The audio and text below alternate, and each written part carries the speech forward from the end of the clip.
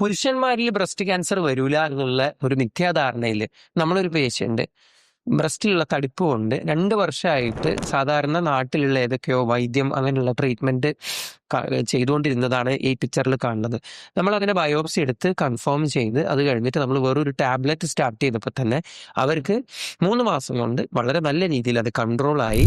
അതിനുശേഷം നമ്മൾ അവരെ എന്ത് ചെയ്തു, നമ്മൾ അവരെ സർജറിയിലേക്ക് എടുക്കുകയും പിന്നെ അത് കഴിഞ്ഞിട്ട് ബാക്കിയുള്ള കാര്യങ്ങൾ ചെയ്യുകയും ചെയ്തപ്പോൾ അവർ വളരെ ഇമ്പ്രൂവ് ആയി. ഇപ്പൊ മനസ്സിലാക്കേണ്ടത് ആണുങ്ങളിൽ ക്യാൻസർ വരില്ല എന്നുള്ളതൊരു മിഥ്യാധാരണയാണ്.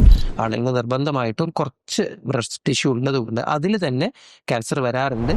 1% ആണുങ്ങളിലുള്ള ബ്രസ്റ്റ് ക്യാൻസറിനുള്ള സാധ്യത. സ്ത്രീകളിലുള്ളത് ബാക്കി 99% സ്ത്രീകളിൽ തന്നെയാണ്, പക്ഷെ 1% ബാക്കിയുള്ള ചികിത്സകൾ മൊത്തം ആണുങ്ങളിലും പെണ്ണുങ്ങളിലും ഒരുപോലെയാണ് ഉണ്ടാവുക.